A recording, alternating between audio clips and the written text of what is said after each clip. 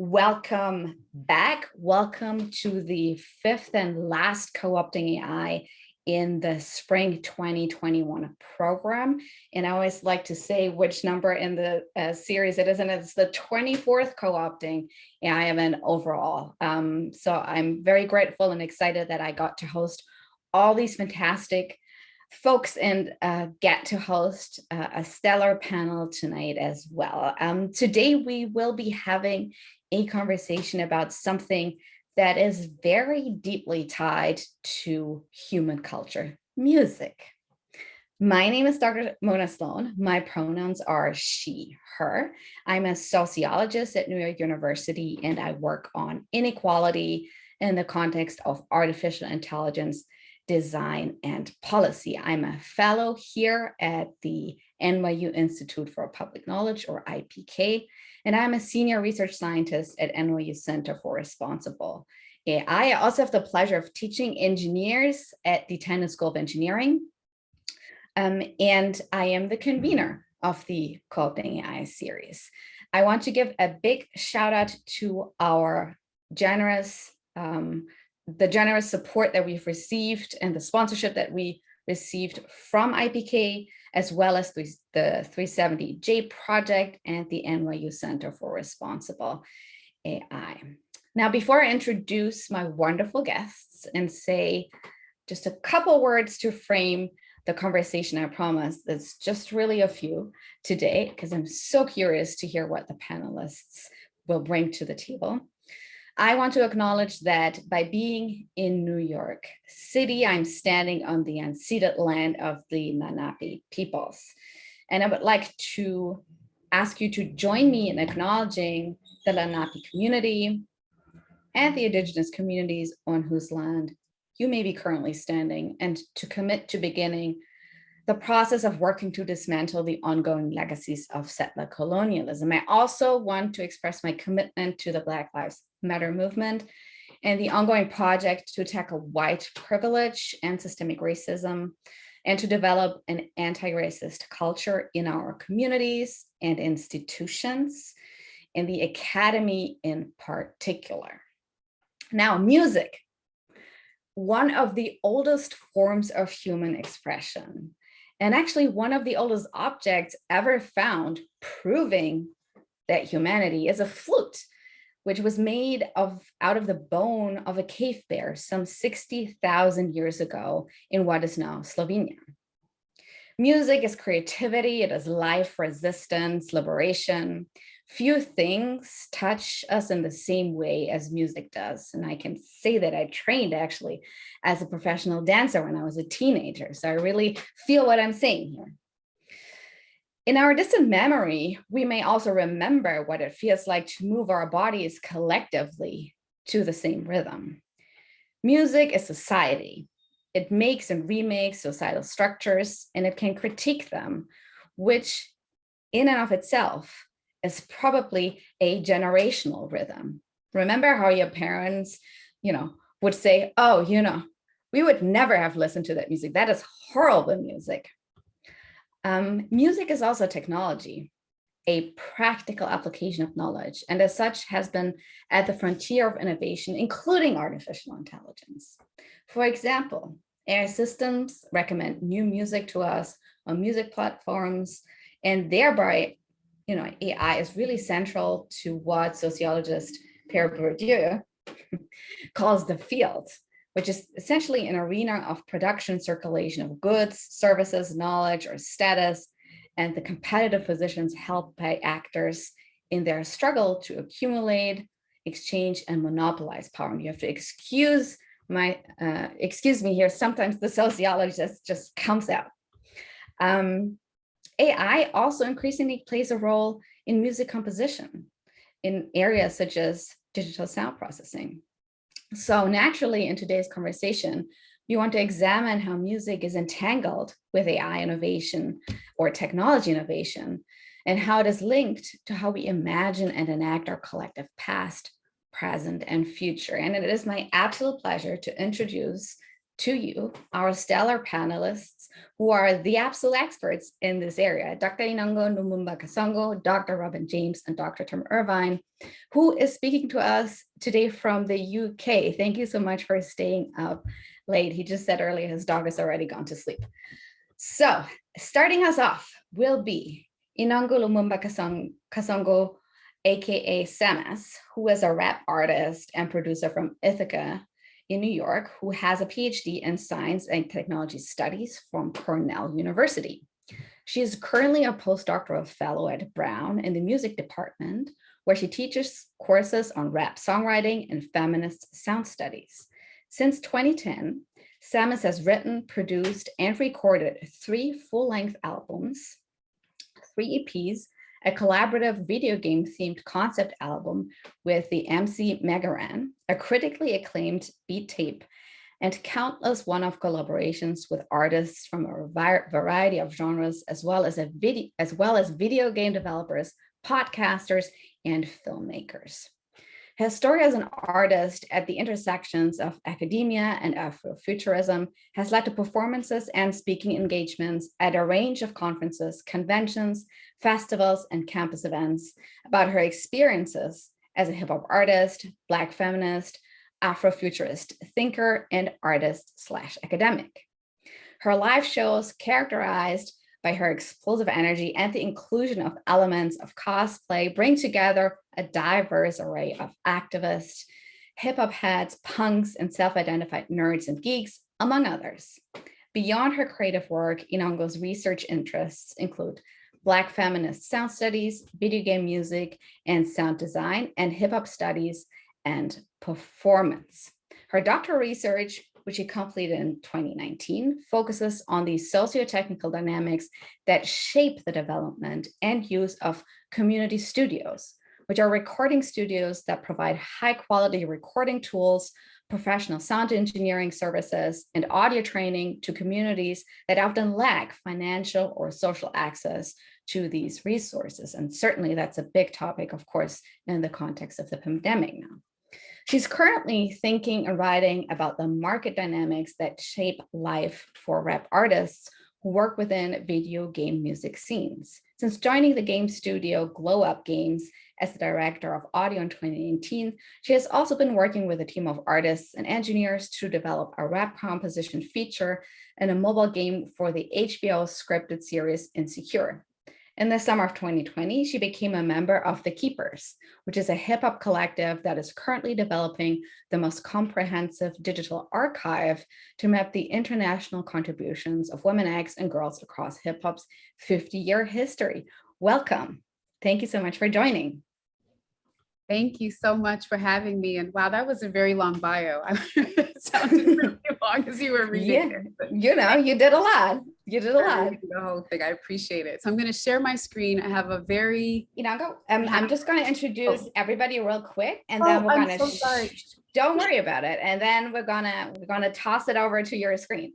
So Enongo will go first, and then following her will be Dr. Robin James, who is associate professor of philosophy at UNC Charlotte and the co-editor of the Journal of Popular Music Studies.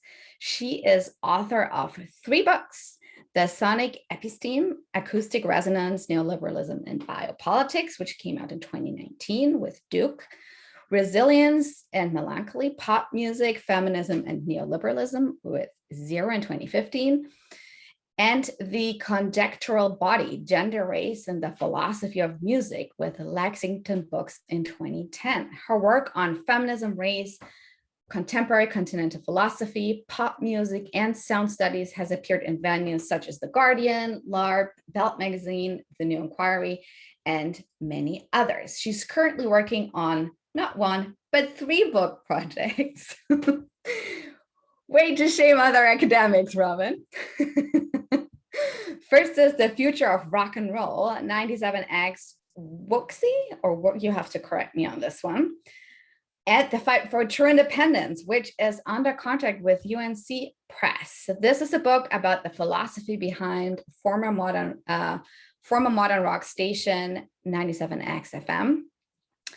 The station and its programming was driven by the idea that true independence is possible only when practiced with and for other people.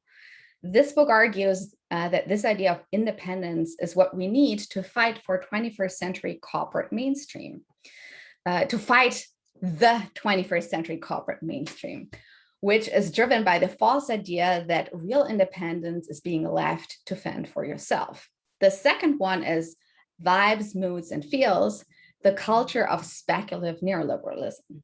This book is in many ways the follow-up, she says, to the sonic episteme. She argues that discourses of vibes, mood, aesthetic, and the like translate the calculative practices behind speculative finance capitalism into the terms of popular culture.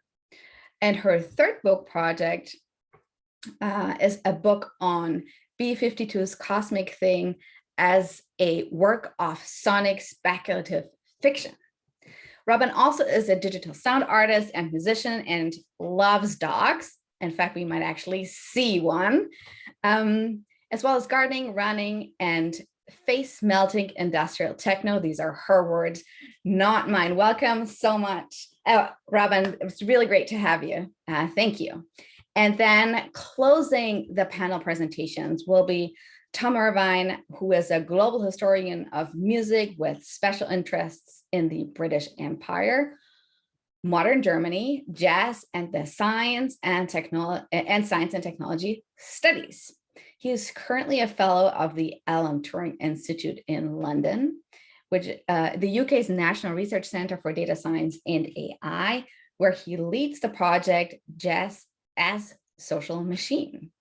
He is a non-executive director of the Southampton Web Science Institute, and his monograph, Listening to China, Sound and the Signing Western Encounters 1777 to 1839, was published by University of Chicago Press in April 2020. This project was supported by the British Academy.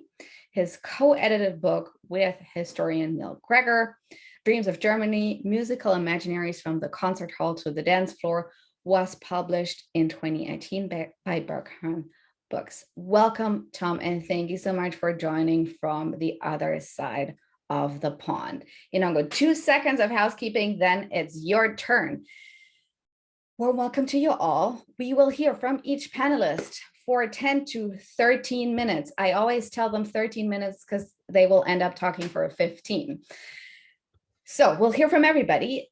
Meanwhile, as questions pop into your head, and by you, I mean attendees, pop them into the Q&A section of the webinar, and I will be collecting those and ask those towards the mid and end section of the event. We are live streaming this, and we also have a closed captions option for you available. Now, enough for me. Enongo, over to you. And thanks so much to everybody for joining. It's a pleasure to be in this space with you. Thank you. And sorry, I was just so excited that I like charged straight ahead. So I'll, move as quickly as possible. I have a habit of being long-winded, so I'm going to do my best to just stay on topic. So my bio explained a lot of my work, so I don't have to talk too much about some of the background things before I move into the provocation space. But I did want to talk about some of the things that interest me. So I'm very much interested in community-based recording studios and tools. I'll talk about my dissertation project in a moment. I also am really invested kind of creatively, personally, and intellectually in hip hop poetics, performance, and production, particularly since I've begun teaching these skills in a university context. I've had to think about my relationship to this form in different ways. And I'm also invested through my adoption of video game iconography in my musical work, in intersections between Black feminist thought and video game sound design. I have sound in parentheses because I'm I've become invested in broader questions of video game design through my relationship to sound in the video game space. And I love this picture because it's the best picture to encapsulate all of these different things coming together in my life. I'm wearing an arm cannon, which comes from the character that I derive my name, SAMMUS, from. And it's on the day of my graduation, and my doctoral project was about community-based recording studios and tools. So it's a nice little way of summing up the things that I'm interested in. So in regards to my research, I wrote a dissertation in 2019 based on research through which I visited various community studios across upstate New York, one in Pittsburgh, a community studio program in Brooklyn, and one in Goma in the Democratic Republic of Congo. And these are sites that I have kind of identified as being studios that exist for the explicit purpose of intervening in a social ill. So studio sites that market themselves and provide resources and educational opportunities with the purpose of providing these resources to underserved communities, often poor Black and brown communities and youth, as well as women, girls, and non-binary folks. So some of you might have heard of the Women's Audio Mission, which is a big studio based out of the Bay Area. And they kind of are really invested in bringing women and girls into the studio space to demystify, in some regard, the technologies of the studio.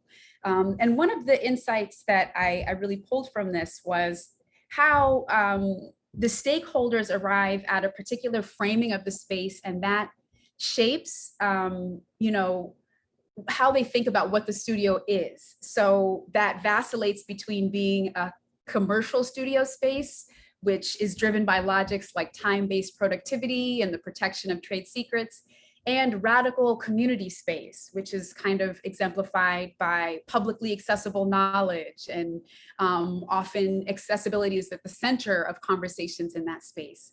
So, and that shows up in the decisions that are made in the studio about how to intervene in things like, for example, background noise, that is caused by people coming in and out of the space. Is the intervention to restrict access to the community? Is it to figure out how to noise gate so that people can come in and out as they please and continue to see the space as one that prioritizes sociality in that way? So that was really what that project was about. And I can talk more about that during the Q&A if folks are interested. And so the other half of my brain has been committed to my work as a rapper and producer who goes by the name SAMMUS. As I mentioned, I grew up playing a lot of video games, and video game universes kind of consumed a lot of my time, particularly video game music. I was drawn to it very much from the era of sort of 8-bit sound, Sega Genesis and Nintendo. And so as I started to produce my own music and move towards hip hop, video games became the frame of reference for how I talked about a range of different things, including, colorism, my relationship to religion and religious spaces, and being an academic, being a Black woman.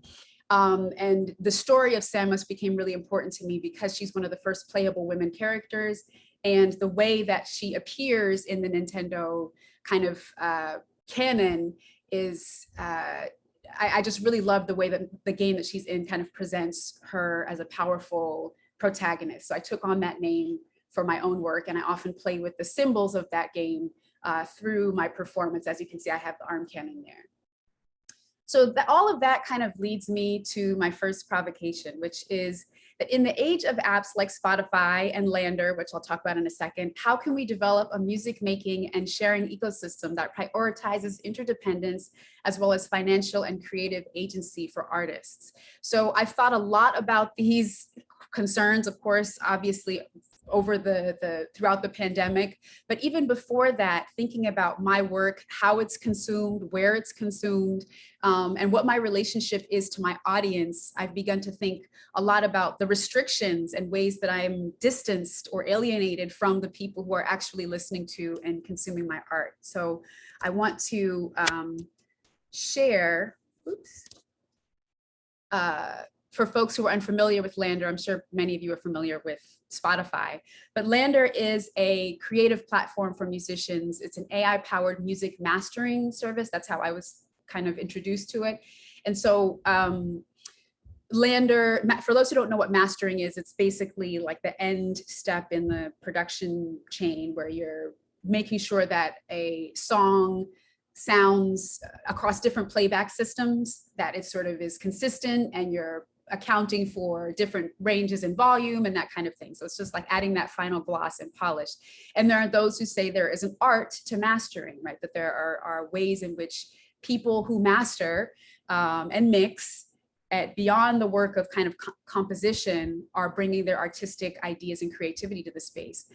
And so confronting, my discomfort with a tool like Lander as a creative, I've had to confront and think about over the past few years, because it's really raised questions about authenticity and what counts as being the author and what skill means, which is a big question that comes up within hip hop spaces as a form of art that has consistently rubbed up against these really racist assumptions about what skill is in musical composition. And so my desire to not ascribe to those politics while still being kind of suspicious of these tools that allow folks to circumvent the kind of skill development that I've had to go through. And another example of that is something like Boomi, which is an automation technology powered by artificial intelligence through which you can produce your own songs in a particular, they call it a style. And so again, I feel like I'm confronting personal desires to see artistry reflected in ways that reflect my experience, while also acknowledging that gatekeeping has kept a lot of people out of these spaces, and these can potentially be tools for engaging with access to kind of turn back to my dissertation project. So I will see, oops, not share, present, make sure that I'm not running out of time. So I'll move on from this provocation because I'm sure we'll revisit a lot of the discussions that have to do with this. And I've got a quote here about the devaluation of art from William Deresiewicz, who wrote a piece about stages of grief and how the devaluation of artistry has become something that we really need to explore through this pandemic space.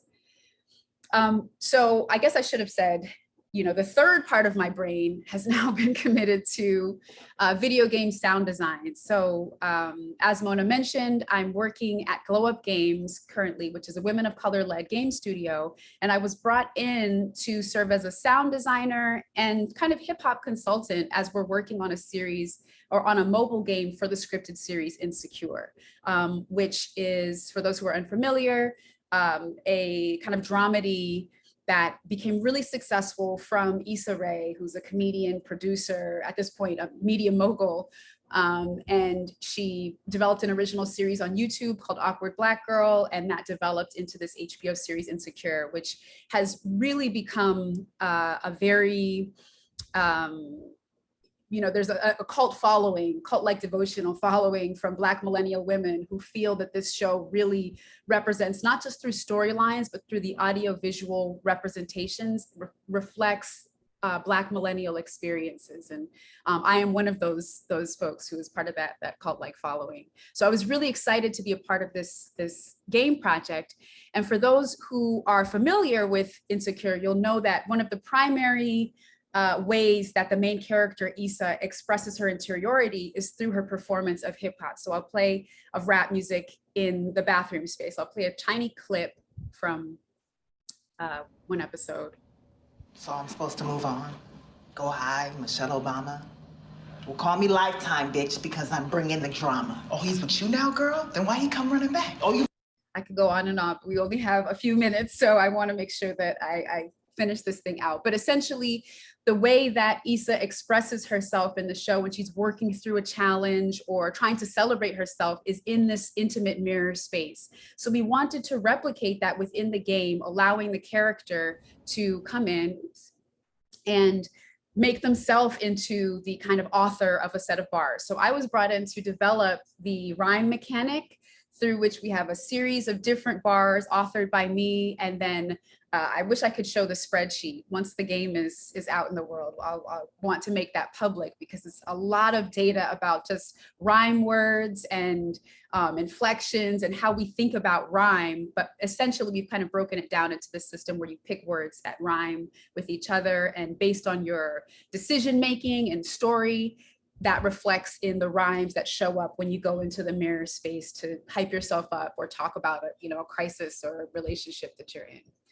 So as we began developing this tool, a number of questions started coming up. First, who's doing the rapping? So, a big question for those of us who come from the video game universe is, what is the role of character creation or avatars that reflect the person who was actually in the game? And as a women of color led studio, we've run up against lack of representation ever since we first entered into the video game space. So we felt like, okay, rather than having a pre-developed static character be the kind of player avatar, we want the player to be able to create their own avatar. But what that means is that if we're inviting them into the space as a rapper to express themselves, we then begin to think about questions of language. What language is allowed to be used in the game if it's going to be expressed by anybody who plays the game? Can we create a rapper from nowhere? Do we even want to create a rapper from nowhere?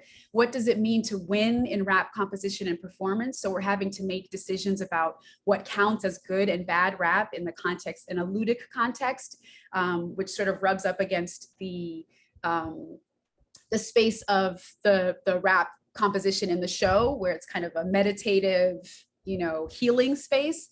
And then can we reconcile the space between rap as it might be read and as it is sounded? So, I like to use the words there and here, which, due to the magic of kind of rap sorcery, we can make these words, we can bend words infinitely. And that's actually a part of rap composition, is playing with word sounds and making sure that we are, and that's an expression of the idiosyncrasies of a particular rapper.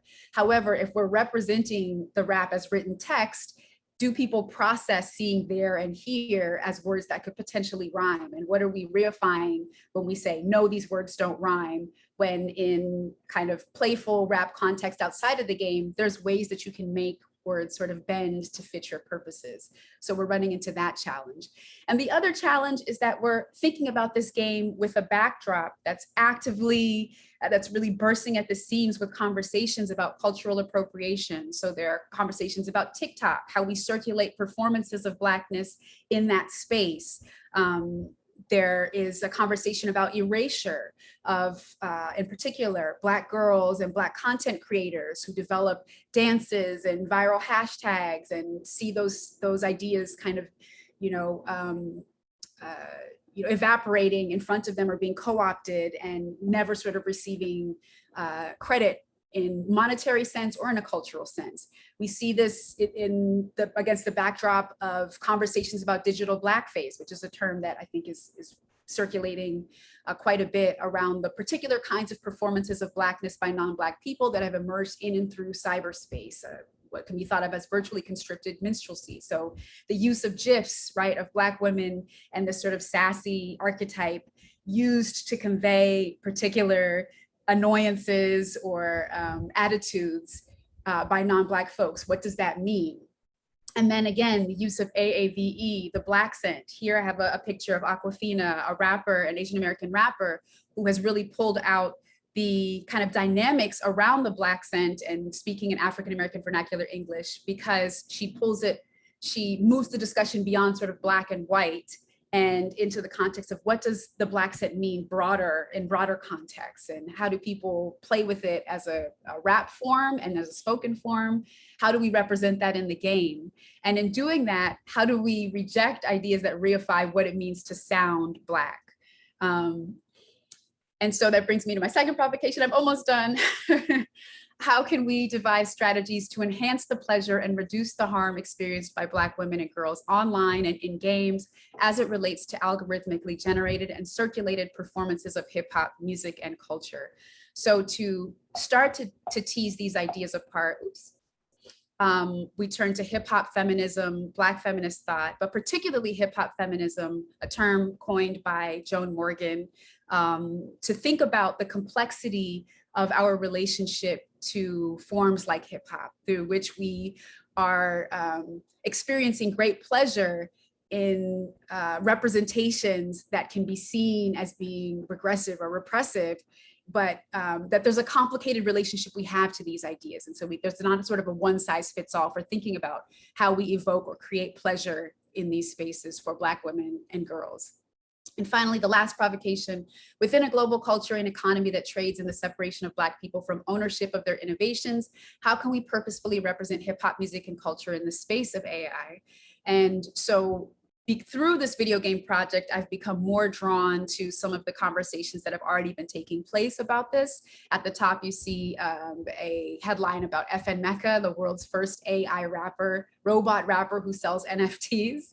And it's not clear to me how AI is being understood in the context of FN Mecca. So he has songs. He's sort of a computer generated rapper, but there's no sort of example of how the songs that he produces are made, whether they're algorithmically based. But I think it is important that whoever is making the music finds it important to attach AI to this rapper, to this invented rapper. And then you have kind of rap generators where you're able to look at different lyrics and develop your own original music based on particular ideas of what kind of counts as interesting rap verse. So I'll leave it there and we can come back to any part of the discussion, but thank you so much for allowing me to talk about ideas. Thank you so much, SAMMUS, everybody. And we have Robin going next, please. Excellent, thank you. Just let me take a second to share my screen. Get it in presentation mode first. There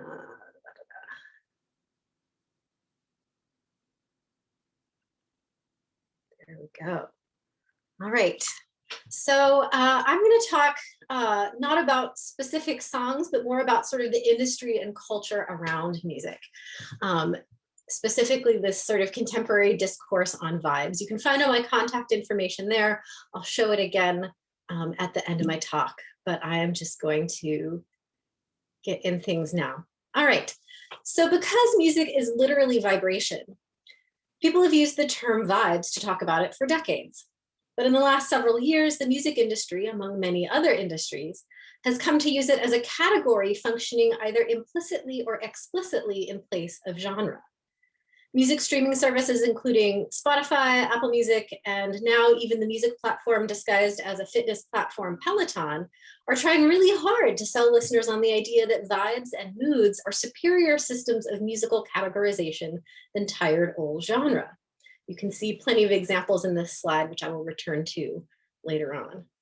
So similarly, beauty company Shy has a Gen Z targeted line of hair care products called Shy Vibes that categorizes products not by type, such as mousse or conditioner, but by vibes like wake and fake or know-it-all.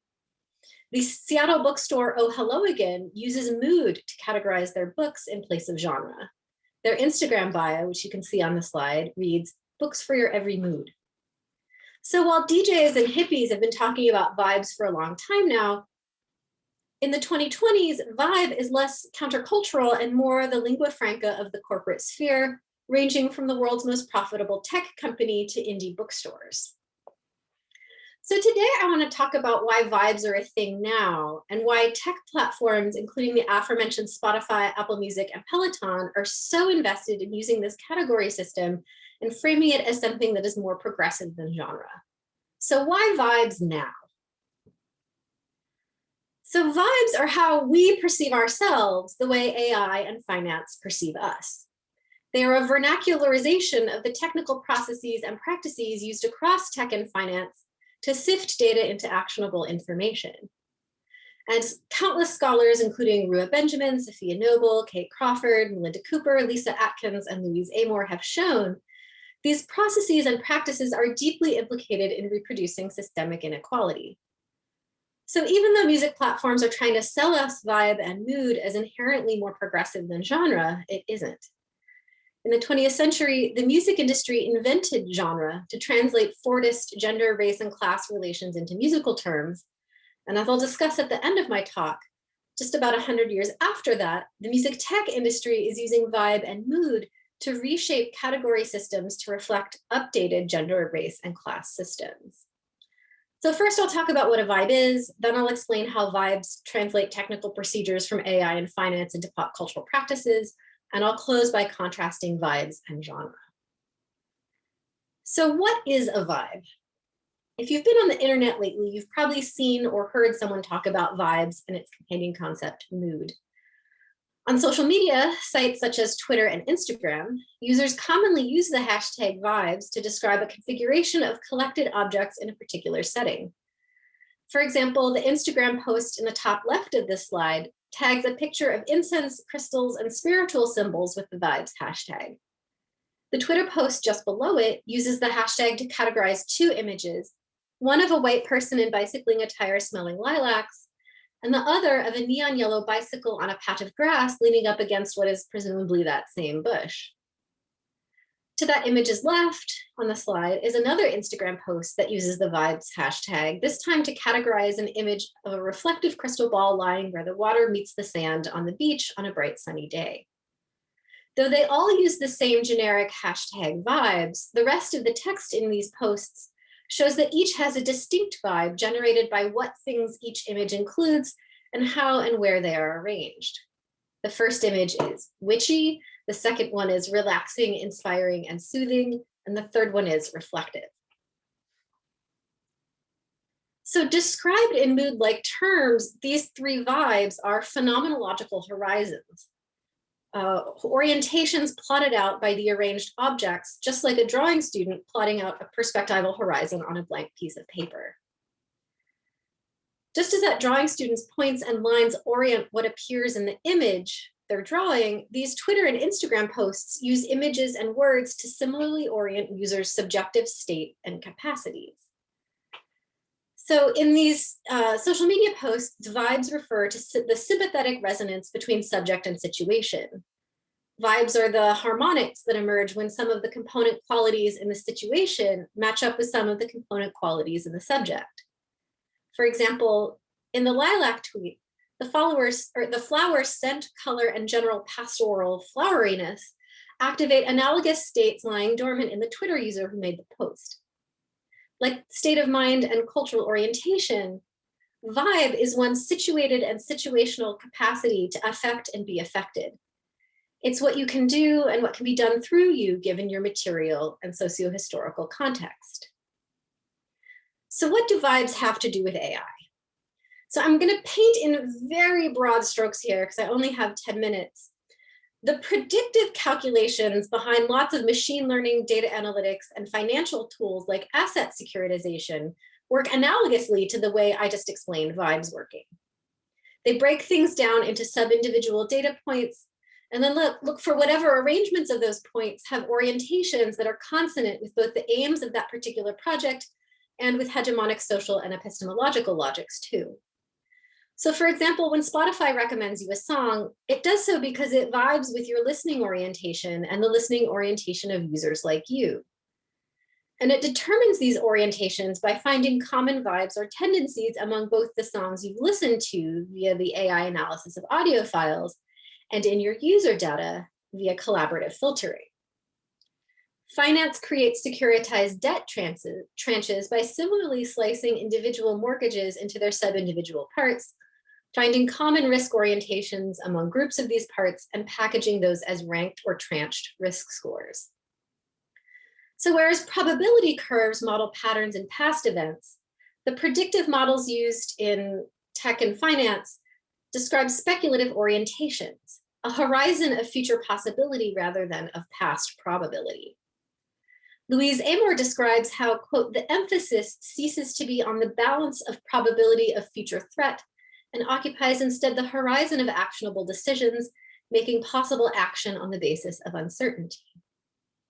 So similarly, as scholars such as Patricia T. Clough and Mark Hansen have argued, The speculative calculus common in contemporary data analytics, machine learning, and finance capitalism measures tendencies rather than events. So in other words, these calculative processes look for arrangements of data points with productive vibes. Vibes discourse, like we saw above in those social media posts, is a qualitative cultural practice analogous to the technical calculations behind tech and finance. Again, it's the way people see themselves and the world around them, the way AI and finance see data. So let's go back to this slide where he talks to us about vibes. So I'm not really going to talk about how vibe functions as a musical category, but more why these platforms are so invested in selling it to us. So these screenshots here are from my Apple Music app from February of this year. They document two different playlists, Pop Deluxe and Vibes. The description of each playlist positions it as a mood or vibes-based organization that is somehow better than a genre-based organization system. So the Pop Deluxe playlist says pop isn't just a genre, it's a mood. And the Vibes playlist copy says, the most exciting sound right now isn't found within the boundaries of traditional genres. So in these playlist descriptions, vibe and mood somehow transcend and surpass genre as a musical category. And it's not just some copywriter at Apple Music who's doing this. In the fall of 2018, Spotify launched its Pollen playlist, which it describes as genreless, quality first always. Jessica McKinney's characterization of the playlist as having, quote, found success not by following any specific rule or formula at all, close quote, makes it sound like Jack FM's playing anything we want for the streaming era. But that's not an entirely accurate characterization. As McKinney explains, Pollen is, quote, a multi-genre playlist that featured the best new music from both popular and underground musicians who shared a similar artistic mentality. Although the playlist is intentionally broad in sound, it maintains fluidity by speaking to a community of artists and fans who are all connected by shared lifestyle and cultural tendencies, close quote. So focused on songs, musicians, and listeners' mentality and tendencies, Pollen is curated for its vibe. Speaking to Complex Magazine, Pollen project lead John Stein describes Pollen's vibe as, quote, having diverse taste, openness and eagerness to find different things from different spaces. This vibe-focused playlist is designed to appeal to listeners who think of themselves as having moved beyond genre's old-fashioned provincialism, such as its association with racial difference. So just to wrap up, despite this avowed preference for progressive diversity, Pollen in particular is sonically rather homogenous. I've been studying Pollen and its updates since the beginning of this year. And long story short, the playlist draws on a wide range of samples, everything from neo-soul to neo-disco to underground hip-hop, sad synth-pop, and literal jazz. But this heterogeneity at the level of the genre doesn't translate into a wide sonic or musical spectrum. All of the songs have more or less the same feel and sonic profile. Extremes of any sort are absent. And most interestingly of all to me, all of the songs feature understated to the point of even being non-existent percussion and bass. So though these songs on Pollen are by a broad and multicultural group of artists, their sonic profile avoids the signature feature of late 20th and early 21st century Black music in the West, big bass and percussion. Bass and percussion feature prominently on mega hits from Cardi B and Megan Thee Stallion, such as WAP, Up, and Body. So when Black women rappers who take their musical inspiration primarily from hip hop strip clubs are churning out #1 hits, representing music that is about as sonically distant as possible from those hits as progressive and diverse functions little more than misogynoir. So though Pollen includes many Black artists, it nevertheless pointedly excludes markers of sonic Blackness presently associated with successful Black women rappers known for their quote unquote ratchet aesthetics, thus defining diverse taste as exclusive of forms of Blackness that don't conform to neoliberal respectability politics, right? So part of what I'm arguing here is that vibe as a musical category system has some, even though it's presented as more diverse than genre, has some of the same bias problems that we see in AI systems. So just as AI reproduces modified versions of the same old white supremacist cis heteropatriarchy, vibes do too. And that's it from me. Let me stop sharing my screen. Thank you. Thank you so much, Robin. Really, really appreciate that. And made my mind bend a little bit. And I have a whole bunch of questions, but I want to toss it over to Tom, please, for our last round of presentation. Then we'll delve into the conversation. Little reminder, pop your questions for panelists into the Q&A chat box, please. Thank you. Tom, over to you. Okay, wow, very hard acts to follow there, but some, I've been scribbling in my little notes here because things are, it's the privilege of going last. I can maybe draw a few things together from both. So let's see, I have something to share. Let's see if I can do that. And there we go. And I will share the sound also good. Then I'm going to go to the first slide and do this. Right, so thank you very much, Mona, one more time for inviting me to this and for the kind words in the beginning. In the UK, we don't really do that place thing because we have a different history, but I will say that I'm speaking to you from Southampton, which is where the Mayflower actually left from.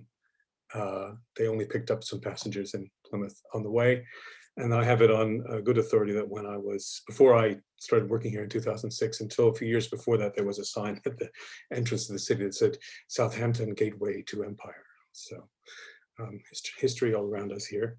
So what is a social machine? The term was coined in the late 1990s by Tim Berners-Lee, who I guess you've heard of, who developed HTML language at CERN and is considered to be one of the fathers of the web. And a group of Berners-Lee's associates, probably most well-known among them is Wendy Hall, who is my colleague here at Southampton, have been working on the concept of social machines ever since. And in 2019, they put out a book called The Theory and Practice of Social Machines. It's very much from an engineer's point of view, but it's interesting to see how the engineers work their way through social problems. And they coined a phrase, in a social machine, no one knows everything, but everyone knows something. And sorry, I don't usually do this kind of like, I've nicked this, I've stolen this chart from their book because I'm not that kind of scholar. I don't do this kind of things on axes, but here's an example that they put in there up front of their book about what a social machine is. And so we're different kinds of computing. So conventional computation, so there's two axes. One is the complexity of data and the other is complexity of the social, right? And some things that you think are really tough, like air traffic control and climate modeling aren't social at all. And so they're actually quite simple on this chart. It's an interesting way to look at it. They put it more precisely also in the introduction to this book. They say a social machine uses the energy created in human interaction to achieve something by channeling that energy and changing or preserving or reproducing some aspect of the world. So a few years ago, somewhat by accident, because universities are strange places, I found myself as the humanities representative on the board of the Web Science Institute, which is Wendy Hall's and originally Tim Berners-Lee's creation at Southampton. And I thought it was one of those things where you get sent to represent your crowd in some big institute. And I kind of got along with the people there. I thought it was kind of fun what they were talking about. It was much different than I expected. And particularly because questions of inequality, representation, gender equality, race were much higher on the agenda than I expected in an engineering perspective. And I thought, well, I should really try and add something to this. And I read that sentence about a social machine using energy to create interaction. And I thought, well, that really does make me think about jazz more than anything else, because jazz is a collaborative, democratic art form. It's a world-making technology, and it definitely seems to be a space where no one knows everything, but everyone knows something. That seems to be a good way to sum up improvisation. And I was reminded of my own personal experiences many years ago when I was a conservatory student. I'm a professionally trained classical musician, a violist, and I worked as a professional musician for some years before I came back to the United States and went to Cornell to get my PhD. Shout out to Cornell. And when I was a conservatory student at Indiana University in the early 1990s, to date myself, I had the really great good fortune to be a student of this man, David N. Baker, who a very famous American jazz educator and jazz musician in the 1950s. He played trombone with George Russell Sextet, and then moved back home to Indiana and became one of the sort of first academic jazz teacher. And I took jazz improvisation from him and jazz history. And I'm a truly, it's not his fault. I'm a truly awful jazz improviser. I could personally never really figure it out. But I do remember some of the things he taught us. And one of the things he taught us is that when we improvise, we're never alone, right? So when you learn to do jazz, he used to always say, it's 97% what the others have done, and then that you remember, and 3% is yourself on the night. And with some maturity, many years later, I realized that he was talking about the energy of jazz's interaction and its whole history.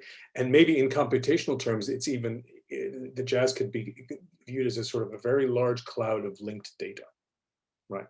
That validates every jazz improvisation.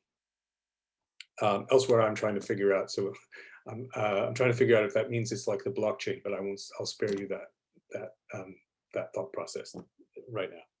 So armed with this memory of my own attempts to learn to play jazz and David Baker's teaching, I wrote a grant proposal called Jazz: A Social Machine. And what I wanted to find out was how the designers of jazz AI agents today, there are some around, and I'll be showing you a few, are working, and what their designs say about today's AI, and if closing up the loop, if thinking about how jazz is encountering AI and machine learning can help us understand jazz better.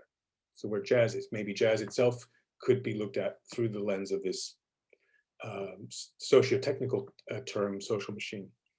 So I wrote a few pages about that, and to my shock, I got some funding and a fellowship, and it's I should say greetings to all of you from the Alan Turing Institute. It's a lovely place, very welcoming to all kinds of research on AI. Not just, I mean, obviously there's a lot of applied research on AI and data science there, but very welcoming to. We have a very strong humanities and arts groups there. And if you're ever in London, let me know. And I hope that the institute will be open again. It has been closed for most of the last 18 months.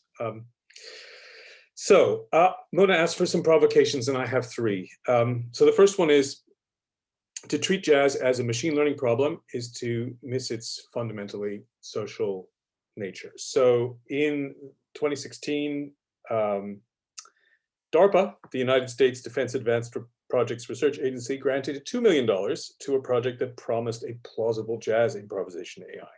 And there was significant press interest in this. Here's some, government making a robot that can play music for unexpected reason. Government hired a jazz musician to jam with its intelligent software. Jazz playing robots coming within 5 years. And finally, Robo-bop jazz playing robots might one day headline at a club near you. That's all off the press releases from this one project. And so this is some years on, what this project, which is at the Stevens Institute of Technology, is not very far from you, has come up with is an interactive improvising agent that can trade fours, like 4-bar phrases with a human, and generate jazz within given parameters. And it works by generating random pitches and matching those with the horizontal structure of chords, and then placing these correctly in time by dividing the tune into segments. So let me just try and put that in less technical language. thinking about what Robin was saying, it actually measures tendencies, right? So it tries to find out what the lowest risk of being wrong is for a given pitch in a given place, and then gives those weightings. So I thank you for that, because that actually cleared up a way for me to think about it. So it's about risk reduction, actually, and it sounds like that too. So let's listen to just a tiny bit.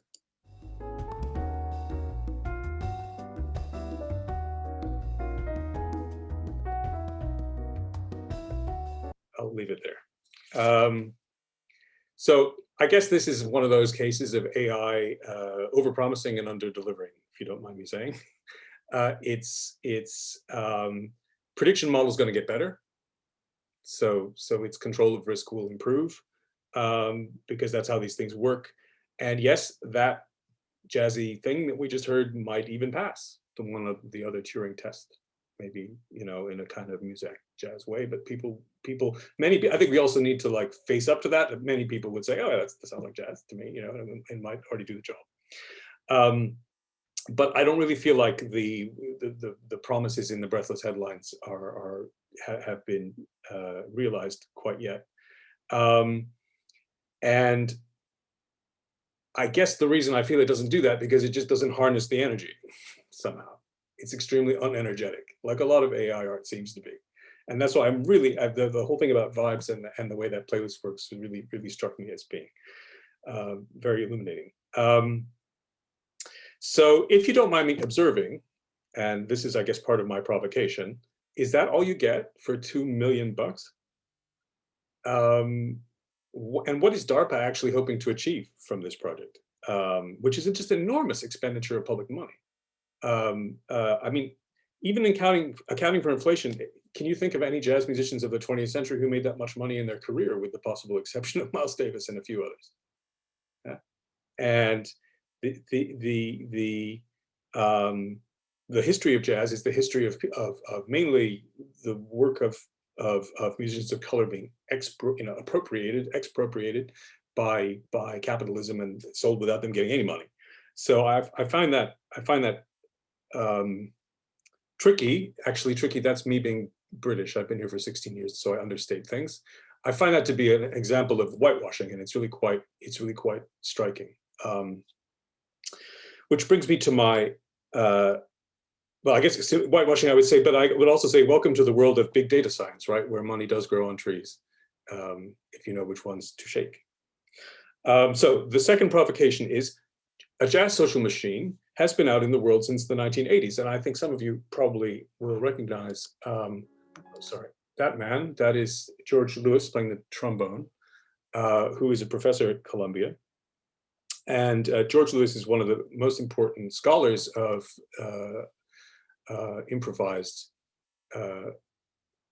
avant-garde music in the last 30 years. He's also a very important protagonist of the originally the Chicago avant-garde jazz scene himself. And since the early 80s, he's been developing a computer program which has been iterated over and over again, sort of grown into a big thing called Voyager, which is operates on a completely different principle to the one we heard before. And I'll just play you a few seconds of that.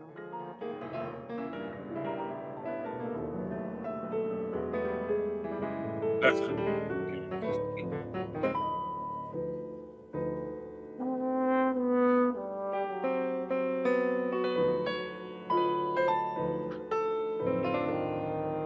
So the performance is a good 25 minutes long. You can find many versions of it on YouTube if you want to listen. And that's Jason Moran on piano, and Voyager the program at the second piano. So this program was built in the 1980s, but its architecture, which has been honed over the years ever since, is far more complex than the Musicas, the one we heard first. It's itself a kind of document of music computational history. So some of you may know Georgina Bourne's famous book, Rationalizing Culture. An early version of Voyager figures in this book because George Lewis is one of the people who was working. So Rationalizing Culture is the story of Irvine, Pierre Boulez's avant-garde computational music center in Paris from the 1970s. Well, it still exists, it's very important.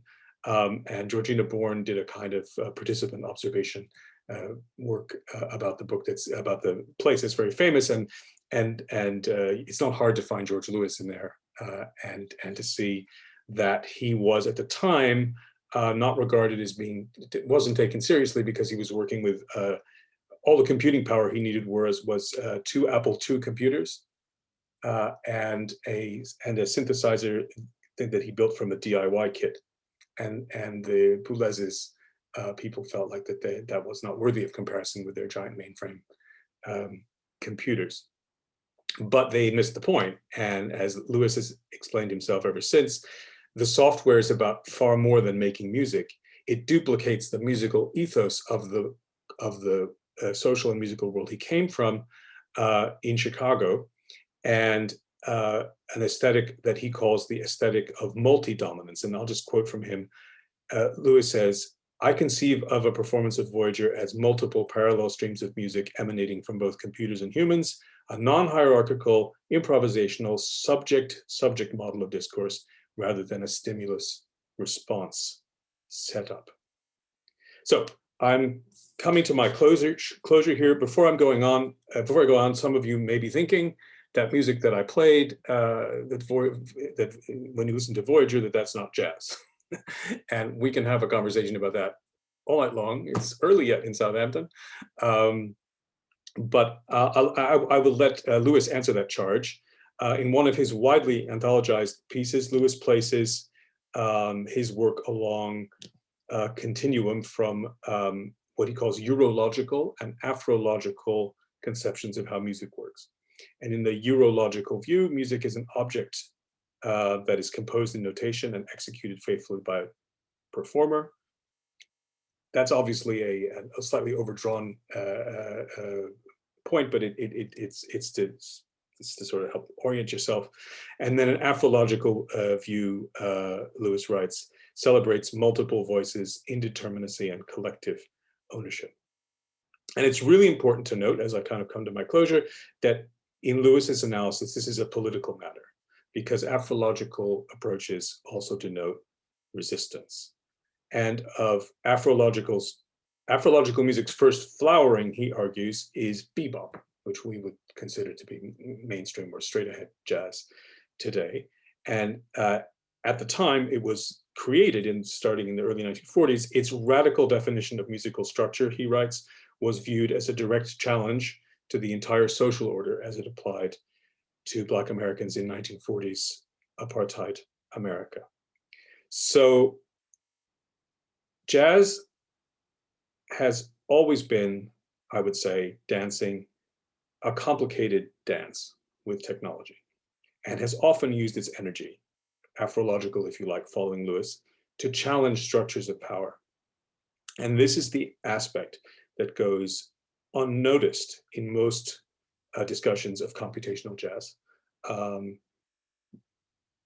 and points out how important it is for us to take post-colonial or decolonial and critical racial approaches to this problem. So my third provocation is AI needs more Voyager. It needs more subject discourse and less input-output process. Now, just as I'm out of my depth as an improviser, I'm also out of my depth among engineers. But it does seem to me that the social and political energy that humans make when they work together with machines can and must be recognized and harnessed. Thank you. Thank you very much, Tom. Really appreciate that contribution as well. Just a reminder, there is space in the Q&A chat for questions. I'm going to take chair's privilege and ask sort of the first run of questions, and I want to invite all panelists to comment on each other's points or ask questions as well. You can just chime in. I'm just going to start off with one observation. I had many, and I'm myself hugely energized by this conversation, but one thing that I kind of saw emerge from all three provocations and points that were made was the observation that the kinds of technologies that we call AI almost have a flattening function, where we lose the kind of feel. Tommy spoke about energy and, that being unenergetic. Robin, you spoke about how it's all about vibes, but then sort of the edges are, that are part of certain genres are and types of music are kind of not there anymore. And then SAMMUS, you spoke about, had many very important questions about interdependence and ecosystems of sort of supported creativity, and landed also on pleasure, which I thought was so interesting. And so these are, at least from my work and observations, are kind of in tension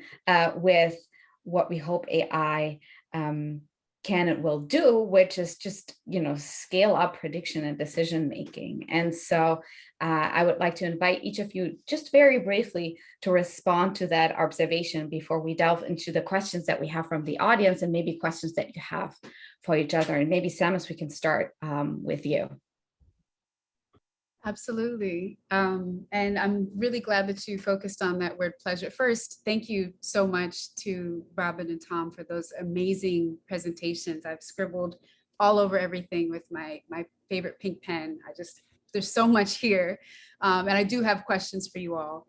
But pleasure has been something I've been thinking a lot about as I've been delving into more Black feminist and hip hop feminist discourses, trying to resist conversations that center around trauma and pain, and like, where are the spaces where we have enjoyment? And I think thinking about what we've discussed, pleasure does seem to emerge out of a kind of spontaneity, the unexpected, things that you can't sort of account for in a logical, systematic way. And so I do feel that that is one of the tensions that is definitely emerging in, at least in the world of AI that I'm examining with hip hop, performances, or even like rap generators, where you can churn out a bunch of lyrics that sort of fit the bill and sound like things that you've heard before. But part of the experience of hip hop that's thrilling, exhilarating for me, and I think other listeners, is the unexpected, hearing that lyric that is coming from left field. So I think that's part of, I appreciate this conversation because it's helped me to clarify what my anxiety has been about seeing sort of the emergence of these spaces, because I have felt like I appreciate accessibility and the ways that this might provide more realms for people to experience and explore the art form, but I don't feel comfortable with the pleasure that is sort of diminished in terms of spontaneous experience. Yeah, and it's almost like, observing that the pleasure that comes from risk, right? Uncertainty equals risk, and AI very often is about reducing risk. But I'm gonna, Robin, if you would want to respond to that observation and to what SAMMUS has said, or anything else that you have heard. Yeah, thanks. I have a million things to say, so I'll try to say something focused. So I really think, so there's sort of a long history of sort of co-optations of practices of risk in Black music by capitalism and technology, right? So I'm thinking of Dale Chapman's work here in the jazz bubble, right? And he sort of talks about how we use jazz as a metaphor for freedom, but really what that does is it sort of individualizes risk-taking, whereas the sort of the risk in actual jazz improvisation was about collective approaches to risk, right? And how I think one of the things that happens when we see these sort of not as pleasurable or just sort of flat, AI generated compositions is that precisely that sort of misreading of collective approaches to risk as a sort of individualized, right? And I think, Tom, that was maybe something you were trying to get at in what was going on in Voyager, right? Like that there were multiple people there, right? It was, interactive. And Enongo, I think that's also kind of what you're pointing to. So I think that's something really important to think about. I just wanted to also add, Enongo, on your slide about your provocation about automated mixing, it made me think of Catherine Provenzano's research on autotune and the de-skilling of autotune, right? And she published this piece last year in JPMS, the Journal of Popular Music Studies, and she did some field work in production studios. And what she found was that the effect of the sort of popularization of autotune and pitch correction is that the industry and fans tend to perceive women singers as contributing mostly sort of emotional and sort of performative labor to music, whereas the presumably male producers are producing technical knowledge, right? Mostly men rappers have been using autotune as a way to sort of bring in some of the sound of singing without the sort of feminized associations of singing. So what happens in the de-skill, autotune de-skills singing, but it just sort of kind of doubles down on gender and sexual perceptions, right? Sort of patriarchal and white supremacist presumptions about race and gender, right? So I was just sort of wondering about how the de-skilling of mixing and production may sort of do similar things, or maybe not. I don't know, but that's really what your provocation made me think of. So thanks. Yeah, I'll shut up. Thank you so much, Robin. And that de-skilling cue is really interesting if we think about one dominant narrative that we see in the AI space, which is around the robot takeover, right? The de-skilling of all workforces, robots taking over as laborers and then taking over entirely. So that's kind of it sort of slots into the narrative in interesting ways. But Tom, maybe you want to respond as well and share some observations, and then we'll delve into the Q&A part of the event. Well, thank you. As I said when I was speaking, what Robin said about risk totally opened up a perspective for me. Like while I was literally rewriting, while I was listening, which is great. When that happens, that's why we do this. And Enongo, I really like what you were saying about pleasure, actually. And I was thinking about, I have a teenager who produces her own music, and I don't think we even knew that there is such a thing as that machine. I don't know whether I'm going to reveal that when she comes home in a few minutes, but the worry there, right? The worry there is the loss of the human, and sometimes people in my mind of musicology get accused of being over-attached to the aesthetic, right? That hides a kind of narrative of genius dominance, and you may be familiar with, any of you may be familiar with, or listeners may be familiar out there with Kyle Devine's book, Decomposed, which ends with a kind of, what's the right word, jeremiad against aesthetic-based musicology, right? And says, the argument of the book is that the music industry, through its use of natural resources, from shellac records to plastics to the giant server farms that are allegedly powering Spotify, that this situation is so bad that in a post, he calls it a post-Latourian, sorry, I dropped a little sociology there, in a post-Latourian musicology, we literally can't afford the aesthetic anymore. Right, we can't afford to talk about pleasure. We can't afford to talk about enjoying the work of art, because that would just distract us from. And I put that to students, and one group of students is like, yeah, right, of course, totally. And the other group of students is, no, don't take away my music. And so I think what you both were talking about is going to be a really interesting, it's a gift to the seminar table, really, because it really shows from another point of view how this problem can be framed. Thank you, Tom, for that as well. And, you should report back from your at-home music producer. But I want to open up for a Q&A. Feel free to drop more, although we are kind of a little bit tight with time. So I'm just going to start with a question for Enongo. The mastering stage is a very delicate stage of the music production workflow, in which room acoustics, loudspeakers, sound processors, and artistic and technical choices of the mastering engineer play a crucial role in the final sound of a record. don't you think automated mastering systems such as WLender may help artists without access to these resources to achieve or mimic certain sound in their productions?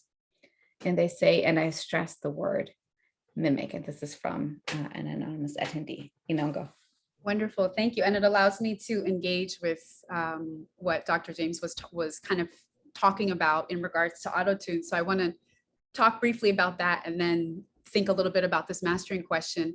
It's really interesting thinking about the value, like the values that are associated with auto-tune. So in my dissertation research, I went to a feminist recording studio. That was sort of how the engineer working there framed her space. And she was really invested in bringing in artists who had found the studio to be a very toxic environment. She was really, keen on creating that kind of space, but she refused to use auto-tune. She was just very much opposed to using it. And part of that was her reflection on having worked at sort of a big production house where the artists were regularly auto-tune was just sort of a default. If they messed up the take, it's fine. We can correct it in post, just, get people in and out.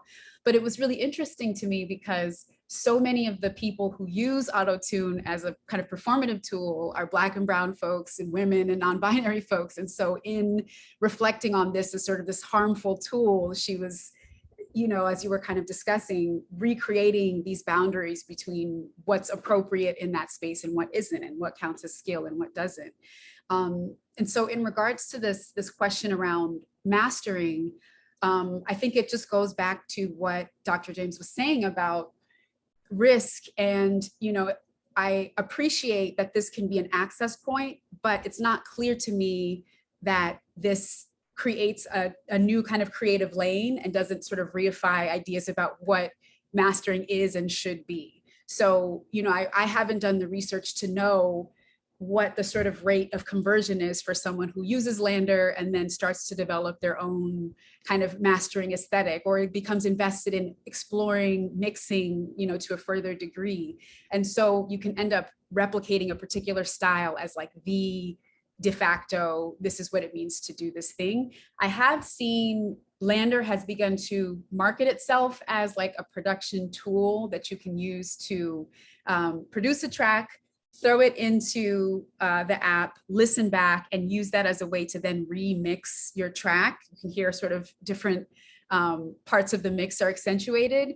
And, my skeptical sense is that rebranding of it as a production tool and not sort of the end point of the production process may have to do with pushback from these anxieties about like replacing the mastering engineer and wanting to be seen as a helpful tool in the production process. So it's definitely complicated. Accessibility is so important. And I wouldn't be where I am without GarageBand. I wouldn't be where I am without having had access to that, and period.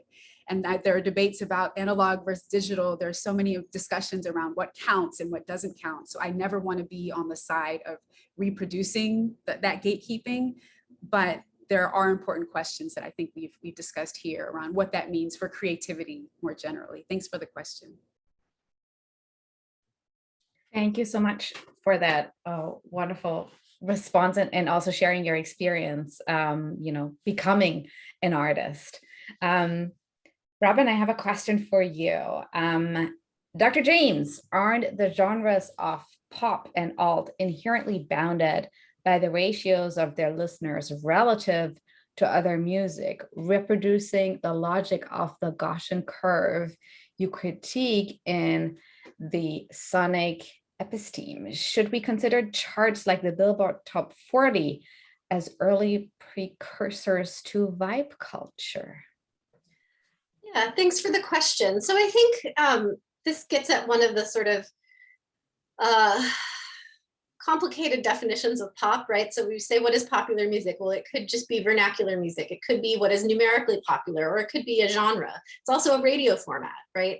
So when you're talking about pop, what do you mean, right? So pop as a genre is not necessarily coextensive with what most people listen to, right? So especially on streaming, hip hop tends to be the most popularly streamed genre in the US, right?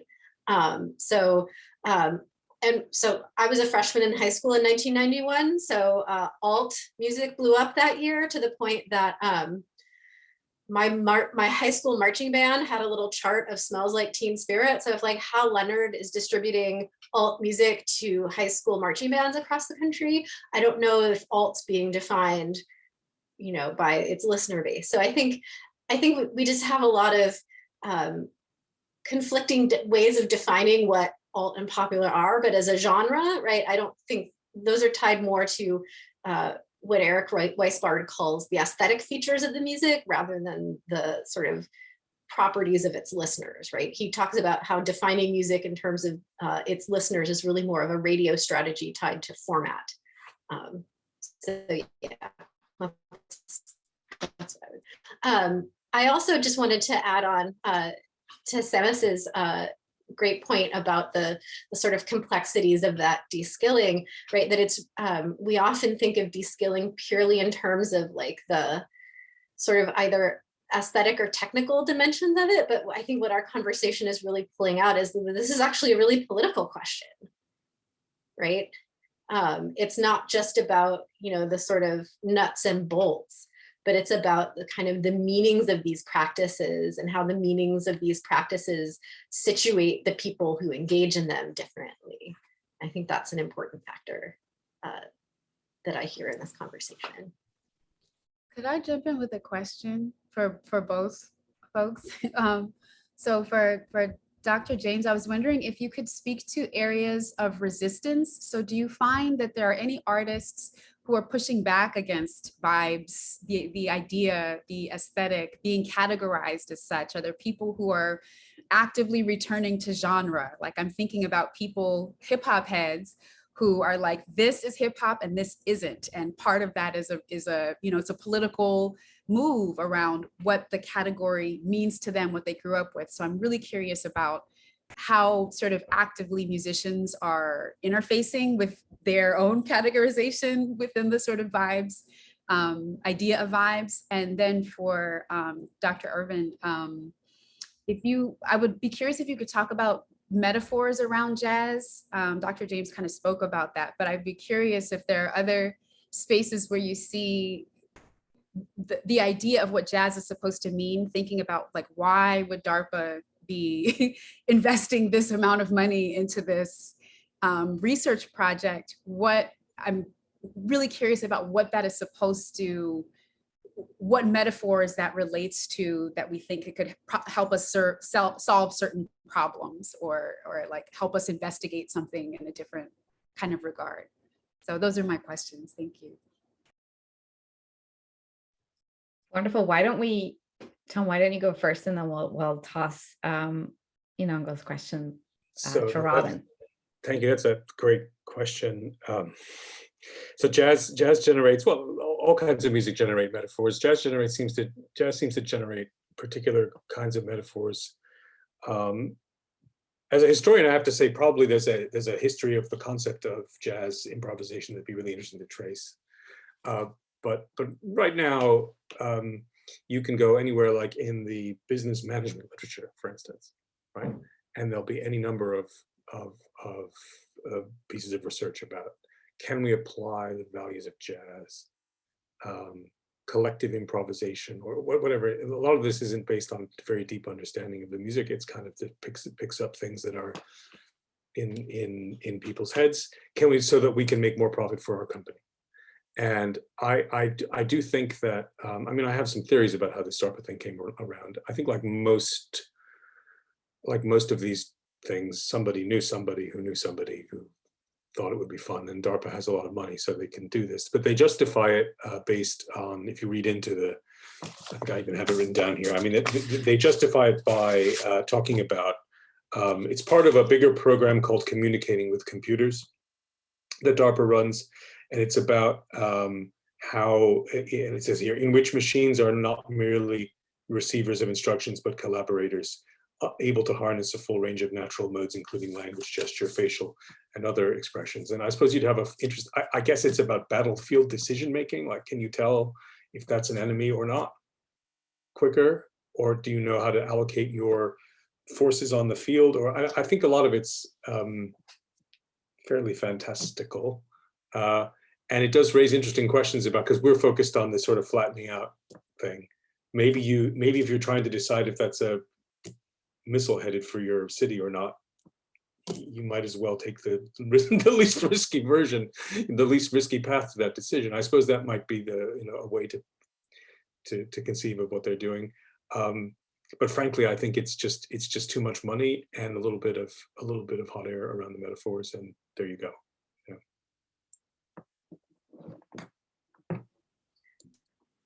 Thanks. So, to the question of resistance, so I think vibes, discourse, and music is not something that's coming organically from the bottom up. It's really like Apple Music and Spotify want to sell this category system. They want people to think about music in this way. It's not clear to me that artists inherently think of their music like this.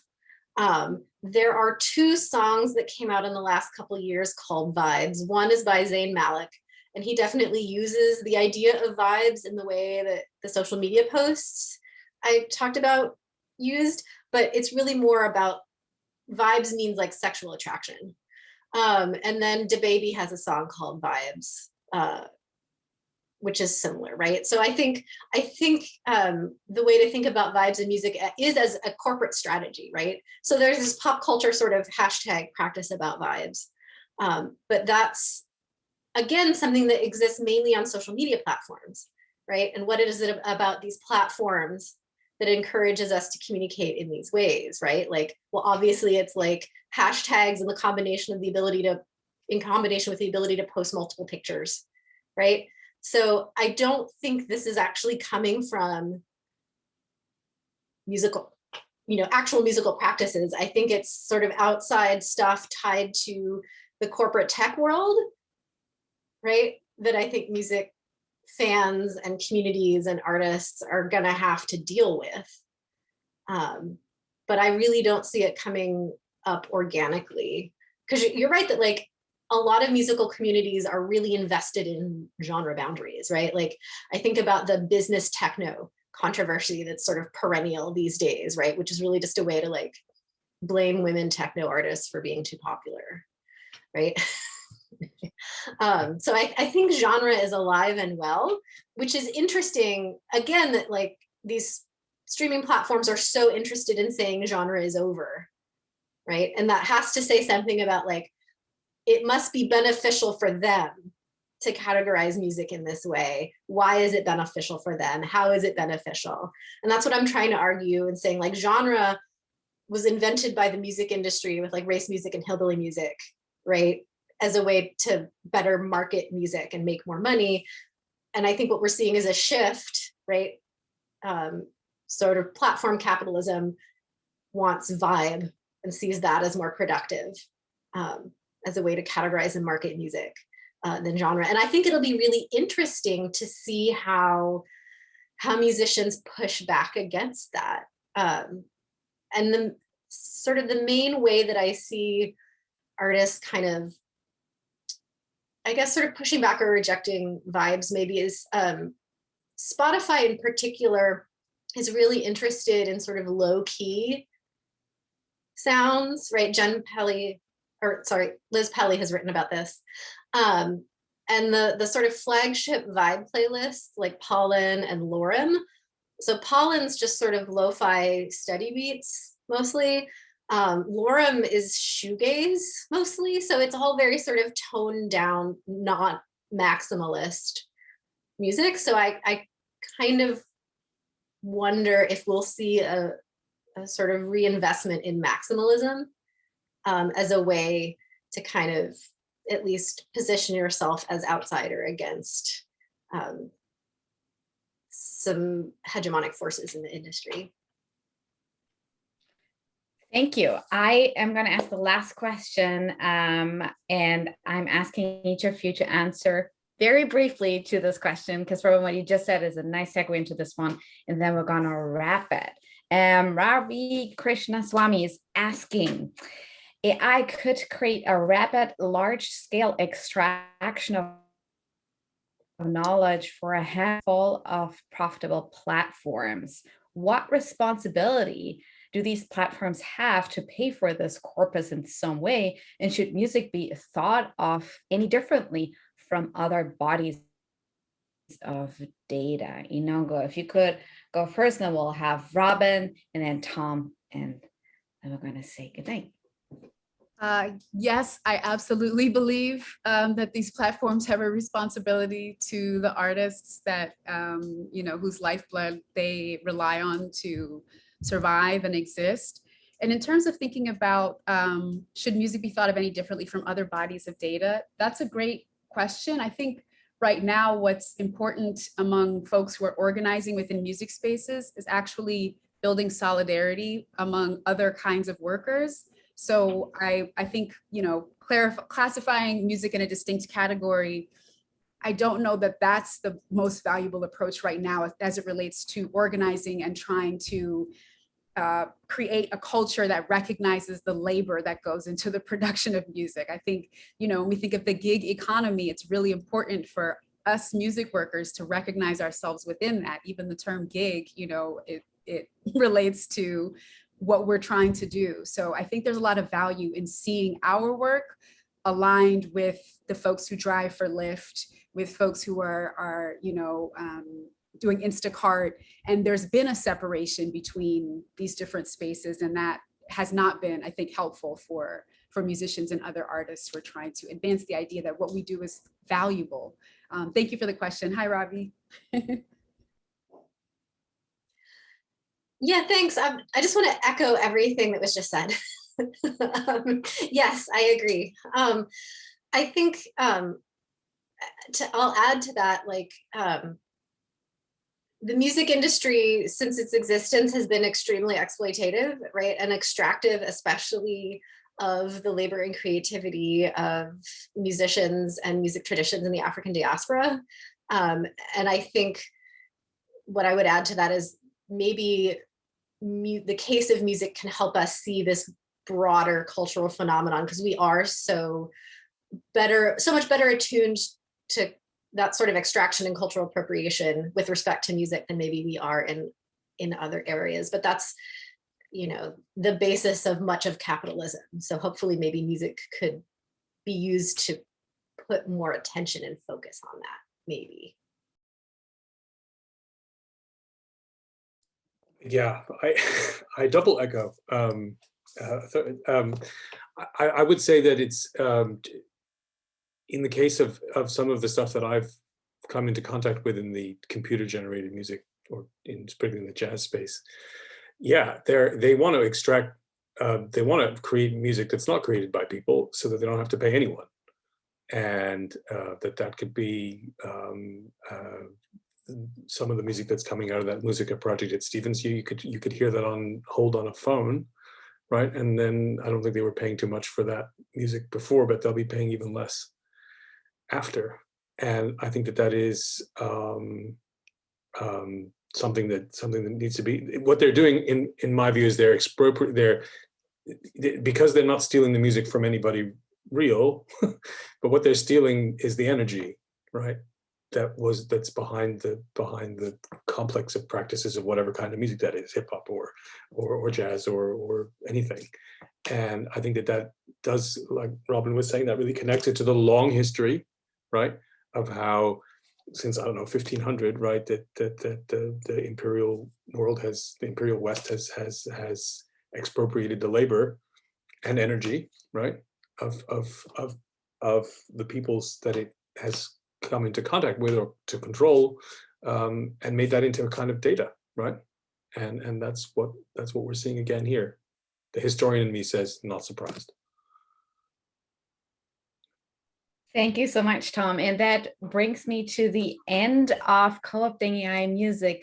A huge thanks to Dr. Enongo Lumumba-Kasongo, Dr. Robin James, and Dr. Tom Irvine for joining the space today, for bringing their expertise and their curiosity and energy to the space. I hugely appreciate that. I also appreciate everybody who came in with their questions, and the questions that were not answered. You can find all three of these folks on the interwebs.